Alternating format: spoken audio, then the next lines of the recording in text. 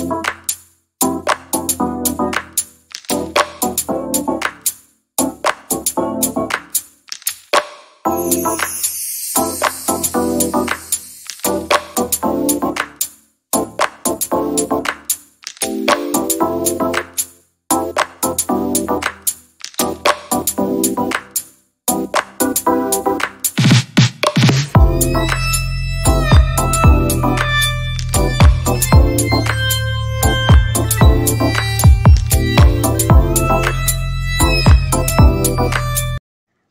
Everyone, welcome to Navneet food.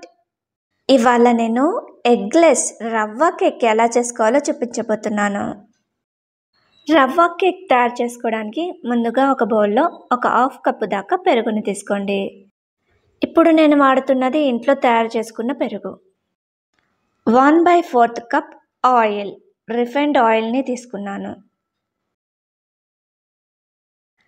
2/3 cup sugar, ఇక్కడ నేను normal షుగర్నే తీసుకున్నాను, పౌడర్ షుగర్ తీసుకోలేదు. ఈ కేక్ కోసం మీరు 1 కప్ షుగర్ కూడా వాడచ్చు. తీపి ఎంత ఇష్టపడితే అంత షుగర్ వేసుకోవచ్చు. ఇప్పుడు షుగర్ కరిగేంత వరకు విస్క్ చేసుకోండి. షుగర్ కరిగి మనం వేసుకున్న పెరుగు, ఆయిల్, షుగర్ ఈ మూడు కూడా ఒక క్రీమీ స్ట్రక్చర్ వచ్చేంత వరకు మనం విస్క్ చేసుకోవాలి. ఇక్కడ చూడండి, ఇక్కడ నేను చూపిస్తున్న విధంగా క్రీమీగా తయారవ్వాలి. ఇప్పుడు 1 కప్పు దాకా రవ్వను తీసుకోండి. రవ్వ అంటే మనం ఉప్మా చేసుకునే బొంబాయి రవ్వనే రవ్వ అంటున్నాను. తర్వాత ఒక హాఫ్ కప్పు దాకా పాలను పోసుకోండి. ఇక్కడ రవ్వ నానడం కోసం మిల్క్ యాడ్ చేస్తున్నాము. ఇప్పుడు ఈ రవ్వను ఉండలు లేకుండా మిక్స్ చేసుకోండి.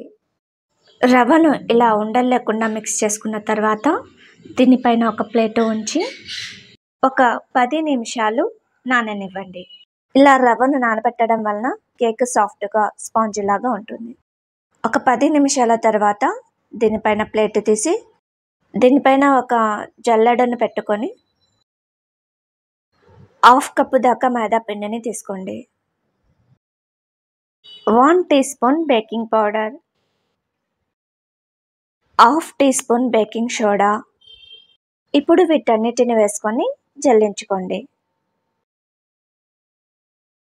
ఇలా జల్లించుకున్న తర్వాత దీనిని ఉండలు లేకుండా మిక్స్ చేసుకోవాలి. ఇలా మిక్స్ చేసుకున్న తర్వాత మరో పావు కప్పు దాకా పాలను పోసుకోండి. అలాగే పావు కప్పు దాకా డెసికేటెడ్ కోకోనట్ పౌడర్ తీసుకుంటున్నాను.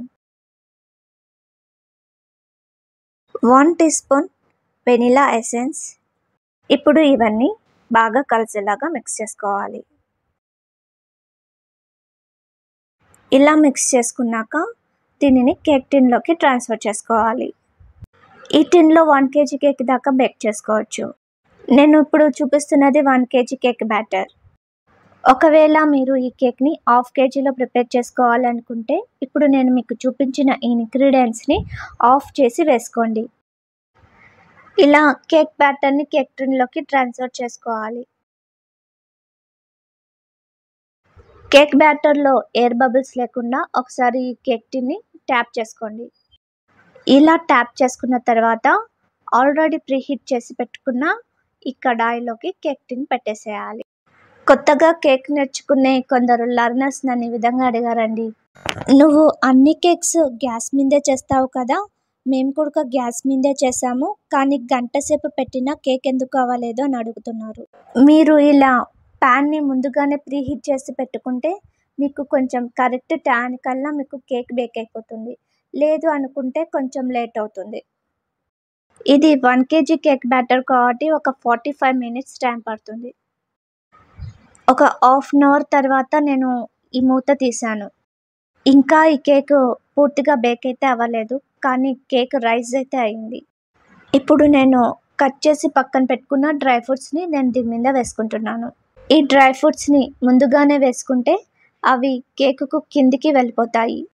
అందుకే ఇలా ఒక హాఫ్ అన్ అవర్ తర్వాత ఇలా కేక్ రైజ్ అయిన తర్వాత మీరు ఇలా డ్రై ఫ్రూట్స్ని వేసుకొని వెంటనే దీని మీద మూత పెట్టేసేయండి. ఈ పనిని మీరు చాలా స్పీడ్గా చేసేయాలి, లేదంటే రైస్ అయిన కేక్ మళ్ళీ కిందికి వెళ్ళిపోతుంది.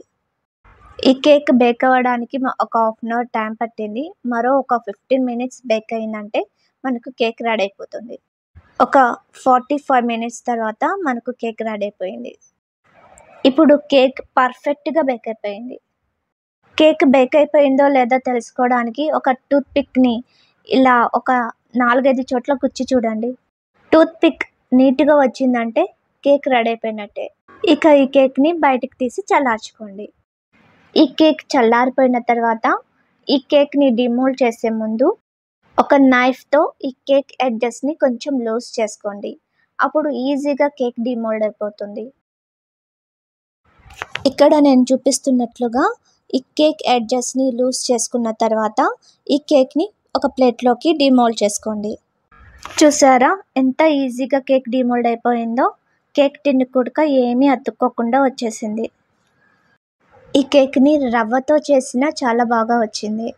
ఎప్పుడు మైదాతోనే కాకుండా మైదా క్వాంటిటీని తగ్గించి ఇలా హెల్తీగా కూడా కేక్ని రెడీ చేసుకోవచ్చు. ఓకే ఫ్రెండ్స్, మీకు ఈ కేక్ నచ్చిందా? ఈ కేక్ని మీరు తప్పకుండా ట్రై చేసి మీకు ఎలా వచ్చిందో నాకు ఫీడ్బ్యాక్ ఇవ్వండి. ఓకే ఫ్రెండ్స్, మీరు ఈ కేక్ని ఫ్రిడ్జ్లోనే కాదు బయట కూడా పెట్టుకోవచ్చు. కాకపోతే ఒక ఎయిర్ టైట్ బాక్స్లో పెట్టుకోవాలి. ఓకే ఫ్రెండ్స్, నెక్స్ట్ టైం మరో కొత్త రెసిపీతో మళ్ళీ కలుద్దాం. అంతవరకు బాయ్.